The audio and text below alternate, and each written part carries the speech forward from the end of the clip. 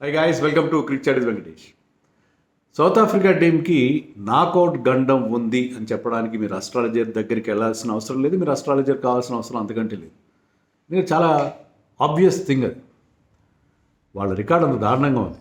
గండం అని ఎందుకు అంటున్నానంటే, కొన్నిసార్లు వాళ్ళు స్వయంకృతాపరాధం వల్ల ఓడిపోతే, కొన్నిసార్లు పరిస్థితులు కలిసి రాక, రూల్స్ సరిగా లేక వాళ్ళు ఓడిపోవడం జరిగింది. మొత్తం మీద వాళ్ళు ఎన్నిసార్లు ఓడిపోయారో తెలుసా మీకు నాకౌట్స్లో, ఐసీసీ ఈవెంట్స్లో. అంటే ఇంతవరకు వైట్ బాల్ క్రికెట్లోనే వాళ్ళు ఆడిన చూసాం మనం. అంటే one day world cup, T20 world cup and ICC champions trophy, 3 ఈవెంట్స్లో వాళ్ళు నాకౌట్ చేరిన సందర్భాల్లో, క్వార్టర్ ఫైనల్ కావచ్చు, సెమీఫైనల్ కావచ్చు, ఫైనల్ కావచ్చు, 20 సార్లు వాళ్ళు నాకౌట్కి క్వాలిఫై అయితే దాంట్లో వాళ్ళు గెలిచినవి 5 మ్యాచ్లు. Only 5 matches they manage to win. 14 ఓడిపోయారు, ఒకటి టై అయింది. ఆ టై కూడా రూల్స్ ప్రకారం వాళ్ళు టైలో కూడా ఓడిపోయారు. That famous tie in 1999 one day world cup semifinal. So వాళ్ళకి only 1/4 of their knockout matches గెలిచారు, 3/4 ఓడిపోయారు. ప్రతిసారి నాకౌట్కి రావడం, అంతవరకు బాగా ఆడడం, ఓడిపోవడం. కరెంట్ టోర్నమెంట్లో చూడండి, ఛాంపియన్స్ ట్రోఫీలో వాళ్ళు చాలా ఇంప్రెసివ్గా స్టార్ట్ చేశారు వాళ్ళ క్యాంపెయిన్. గ్రూప్ స్టేజ్లో చాలా బాగా ఆడారు. నేను ప్రీ టోర్నమెంట్ ఫేవరెట్గా ఇండియా అని చెప్పాను, సెకండ్ ఫేవరెట్గా న్యూజిలాండ్ చెప్పాను. ఆ రెండే వెళ్ళినాయి ఫైనల్. కానీ నాకు సౌత్ ఆఫ్రికా గ్రూప్ స్టేజ్లో ఆడిన తర్వాత చూసిన తర్వాత న్యూజిలాండ్ వాళ్ళు ఓడిస్తారేమో అని ఒక ఫీలింగ్ కలిగింది. I thought India south Africa final repeat అవుతుందని చెప్పి నేను మన ఛానల్లో చెప్పలేదు, కొన్ని ప్రైవేట్ వేరే ఛానల్స్లో అయితే చెప్పాను ఇండియా సౌత్ ఆఫ్రికా వచ్చే అవకాశం ఉందని చెప్పాను. సౌత్ ఆఫ్రికాకి స్లైట్లీ బెటర్ ఛాన్సెస్ ఉన్నాయని చెప్పాను. ఎందుకంటే వాళ్ళకి ఆ స్ట్రెంత్ కనిపించింది, వాళ్ళకి ఆ బౌలింగ్లో, బ్యాటింగ్లో చాలా చాలా మంచి టాలెంట్గా అనిపించింది నాకు. బట్ సెమీఫైనల్లో టోటల్గా చేతులు ఎత్తేసారు. ఎప్పటిలాగే చాలా చాలా పేలవంగా, చాలా చాలా దారుణంగా పర్ఫామ్ చేశారు. బౌలింగ్లో బౌలర్ని బౌండరీ బాల్స్ ఇచ్చేశారు, బ్యాటింగ్లో ఆ ఇంటెంట్ లేదు. కొంచెం ఆ మిల్లర్కి లేకపోతే వాండర్డసన్ వీళ్ళకి ఎవరన్నా సపోర్ట్ చేసిన బాగుంటుంది. Klaasen and wicket was of course a big setback for them. But ఓవరాల్గా వాళ్ళకి ఆ ఫైట్ కనపడలేదు. లాస్ట్లో మిల్లర్ చివరిలో కొట్టిన బిగ్ హిట్స్ వల్ల మార్జిన్ 50 రన్సే కనిపించింది, కానీ వాళ్ళు మ్యాచ్ ఎప్పుడో క్లాస్ని అవుట్ అయినప్పుడే ఓడిపోయారు. సో చాలా అన్ఇంప్రెసివ్గా వాళ్ళు పర్ఫామ్ చేశారు. ఎందుకంటే నాకౌట్కి వచ్చేసరికి ఒక డిఫరెంట్గా మారిపోతారు వాళ్ళు. ఇది అనేక సందర్భాల్లో జరగడం అనేది మనం చూసాం. సో వాళ్ళు మీకు గమ్మత్తుగా అనిపించే విషయం ఏంటంటే, ఐసీసీ వన్డే ఈవెంట్స్లో, అంటే ఛాంపియన్స్ ట్రోఫీలో అండ్ ఐసీసీ వన్డే వరల్డ్ కప్లో వాళ్ళు సెమీఫైనల్ చేరుకున్న సందర్భాల్లో 11 సందర్భాల్లో 9 మ్యాచ్లు ఓడిపోయారు. 9 మ్యాచ్లు ఓడిపోయి టై ఓడిపోయారు. ఒకే ఒక్క సెమీఫైనల్ గెలిచారు. ఆ ఫైనల్ తర్వాత దాన్ని కోర్స్ ఫైనల్ కూడా గెలిచారు. దట్ ఇస్ 1998లో ఛాంపియన్స్ ట్రోఫీ మొట్టమొదటిసారి ఇనాగరల్ ఇయర్లో వాళ్ళు టైటిల్ గెలిచారు అండర్ ది క్యాప్టెన్సీ ఆఫ్ హాన్సిక్ టోనియా. అదొక్కటే వాళ్ళు ఐసీసీ ట్రోఫీ గెలిచారు. ఐసీసీ ట్రోఫీ వరల్డ్ కప్లో ఎప్పుడు గెలలేదు ఇంతవరకు. సో వాళ్ళు ఐసీసీ ట్రోఫీ ఒకటి గెలిచారు 1998లో. అప్పుడు మాత్రమే వాళ్ళు వన్డే ఈవెంట్లో సెమీఫైనల్ దాటగలిగారు. ఫైనల్ కూడా గెలిచారు 1998లో. సో అది మినహాయిస్తే అప్పటి నుంచి వాళ్ళు ఇప్పటివరకు, ఇంకా 1992లో వాళ్ళు రీఎంట్రీ ఇచ్చారు ఇంటర్నేషనల్ క్రికెట్లో. అప్పటి నుంచి వాళ్ళ ఫేట్ అలా చాలా దారుణంగా కొనసాగుతుంది. 1992లో వాళ్ళు వచ్చిన కొత్తలోనే, అప్పుడు చాలా అద్భుతంగా ఉండేది వాళ్ళ టీం, చాలా బ్రహ్మాండమైన టీంతో వచ్చారు వాళ్ళు. అప్పుడు వాళ్ళు సెమీఫైనల్ చేరుకున్నారు. కానీ ఆ సెమీఫైనల్లో అప్పుడు రెయిన్ రూల్ ఎలా ఉండేది, డక్వర్త్ లూయిస్ లేదు. రెయిన్ రూల్ ఎలా ఉండేదంటే, ఒకానొక స్టేజ్లో వాళ్ళు 1 బాల్కి 22 రన్స్ చేయాలి. రెయిన్ రూల్ రివైజ్డ్, వర్షం తగ్గిన తర్వాత 1 బాల్కి 22 రన్స్ చేయాలి. అది సాధ్యమేనా? ఆ రకమైన రెయిన్ రూల్ ఉండే. తర్వాత దానివల్లే మళ్ళీ రూల్స్ మార్చి డక్వర్త్ లూయిస్ డిఎల్ఎస్ స్కీమ్ పెట్టారు. సో వాళ్ళకి అక్కడ కలిసి రాలేదు.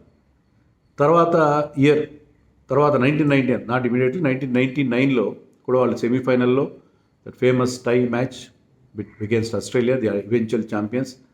దాంట్లో Klusener and last man Allan Donald were at the crease. ఇంకా 4 బాల్స్ మిగిలి ఉన్నాయి.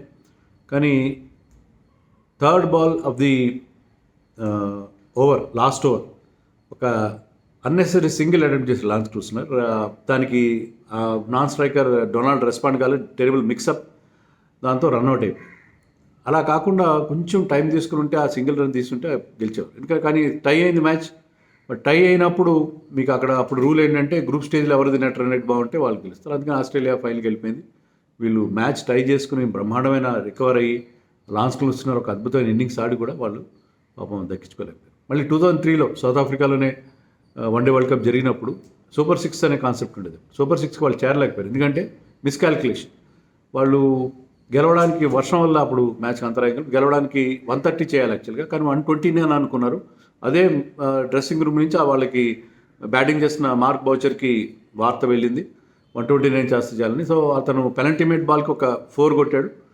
తర్వాత బాల్ డిఫెండ్ చేశాడు. ఎందుకు డిఫెండ్ చేశాడంటే అప్పుడు కానీ ఒక వికెట్ పడితే మళ్ళీ రూల్ మారుతుంది. He thought that 129 was enough, కానీ 129 వాజ్ నాట్ ఎనఫ్, 130 చేయాలి. దానివల్ల వాళ్ళు ఆ స్టేజ్లో అంటే సూపర్ 6 చేరకుండానే గ్రూప్ స్టేజ్లోనే ఎలిమినేట్ అయిపోయారు. ఇలా రకరకాలుగా వాళ్ళకి కలిసి రాకపోవడం. మళ్ళీ సీన్ కట్ చేసి 2015లో గ్రేట్ ఏబీ డివిలియర్స్ క్యాప్టెన్సీలో చాలా మంచి ప్రయత్నం చేశారు, బ్రహ్మాండంగా పర్ఫామ్ చేశారు.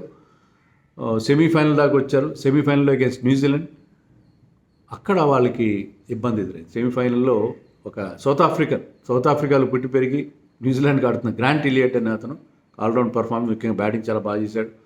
అతని పర్ఫార్మెన్స్ వల్ల వాళ్ళు అక్కడ సెమీఫైనల్లో ఓడిపోయారు. సౌత్ ఆఫ్రికన్ చేతిలో సౌత్ ఆఫ్రికా టీం ఓడిపోయింది.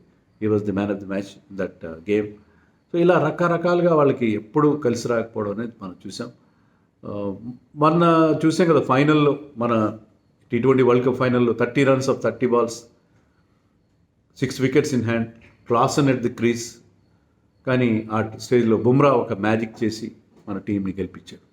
అండ్ హార్దిక్ పాండ్యా కూడా మంచి బౌలింగ్ చేశాడు. సూర్యకుమార్ ఒక అద్భుతాన్ని క్యాచ్ పెట్టాడు. వాట్ ఎవర్, బట్ వాళ్ళకి మాత్రం మళ్ళీ కలిసి రాదు. ఎక్కడైనా ట్రోఫీ గెలుస్తున్నారు at the expense of India ఓడిపోతున్న బాధ ఉన్నా సరే సౌత్ ఆఫ్రికా ఒక ట్రాఫీ వస్తుందిలే అని అనిపించింది. ఆ స్టేజ్లో వచ్చి ఉండేది వాళ్ళు కనుక కొంచెం జాగ్రత్తగా ఆడుకుని ఉంటే, బట్ అది జరగలేదు. సో డేవిడ్ మిల్లర్ 2023 సెమీఫైనల్లో కూడా 100 చేశాడు. వన్డే వరల్డ్ కప్ సెమీఫైనల్లో ఈసారి 100 చేశాడు, కానీ దట్ వాజ్ నాట్ ఎనఫ్. ఎందుకంటే మిగతా వాళ్ళు ఎవరు అతను సపోర్ట్ ఇవ్వలేదు. అనేక సందర్భాల్లో వాళ్ళు ఓడిపోయారు. వన్డే వరల్డ్ కప్లో 1999, 1992, 1999, 2007, 2015, 2023 ఇలా 5 సార్లు వాళ్ళు సెమీస్కి వచ్చి 5 సార్లు కూడా ఓడిపోయారు. ఛాంపియన్స్ ట్రోఫీలో కూడా అంతే. ఛాంపియన్స్ ట్రోఫీలో కూడా 1998లో గెలిచిన తర్వాత 2000, 2002, 2006, 2013, 2025 ఇన్నిసార్లు కూడా వాళ్ళు సెమీస్ చేరుకున్నారు, సెమీస్లో ఓడిపోయారు. T20 వరల్డ్ కప్లో 2009లో పాకిస్తాన్ చేతిలో జస్ట్ 7 runs తేడాలో ఓడిపోయారు. తర్వాత 2014లో ఇండియా చేతిలో ఓడిపోయారు. సో ఇలా వాళ్ళు అనేక సందర్భాల్లో ఓడిపోవడం అనేది మంచి. కొన్ని క్వార్టర్ ఫైనల్స్ గెలిచారు. క్వార్టర్ ఫైనల్స్ వాళ్ళు ఎక్కువ గెలిచారు. 3 క్వార్టర్ ఫైనల్స్ గెలిచినట్టున్నారు. 2 క్వార్టర్ ఫైనల్స్ గెలిచారు తప్ప వాళ్ళ విజయాలు వేళ్ల మీద లెక్క పెట్టచ్చు. సో వాళ్ళకి ఏదో కలిసి రావట్లేదు. మరి ఎప్పుడు గెలుస్తారు? మరి ఇప్పుడు WTC ఫైనల్ ఆడబోతున్నారు, అదైనా గెలుస్తారా? మరి ఆ WTC ఫైనల్ అయినా వాళ్ళు గెలుస్తారా లేదా అనేది మనం చూడాలి. సో ఒక ICC ఈవెంట్ ఉంది, ఒక ఫైనల్ అయితే మిగిలి ఉంది. కానీ ఎప్పటిలాగే వాళ్ళ చోకర్స్ అని ఇమేజ్, చోకర్స్ అని అంటాం మనం, అది నిజమేనా కాదా? కానీ వాళ్ళ రికార్డ్ చూస్తే అలాగే అనిపిస్తుంది కదా వాళ్ళకి. ఎందుకంటే ప్రతిసారి ఫైనల్కి రావడం ఏదో ఒక కారణంగా నేరోగా ఓడిపోవడం, ఎవరో సడన్గా కొలాప్స్ అయిపోవడం, ఇలాంటివన్నీ మనం చూస్తాం. సో సౌత్ ఆఫ్రికా ఎప్పుడు గెలుస్తారు మరొక టైటిల్? 1998 అంటే ఎన్నేళ్ళు అయిపోయింది? 27 ఏళ్ళు అయిపోయింది. అది కూడా ఛాంపియన్స్ ట్రోఫీ. వరల్డ్ కప్ ఎప్పుడు గెలుస్తారు? టీం ఏమో చాలా బాగుంటుంది, అంగట్లో అన్నీ ఉన్నాయి, అల్లుడి నోట్లో శని అన్నట్టుగా ఉంది. మరి సౌత్ ఆఫ్రికా గెలిచే అవకాశం ఉందా లేదా, లేకపోతే ఇప్పుడు ఇలాగే ఉంటుందా అనేది మీరు నాకు కామెంట్స్లో చెప్పండి.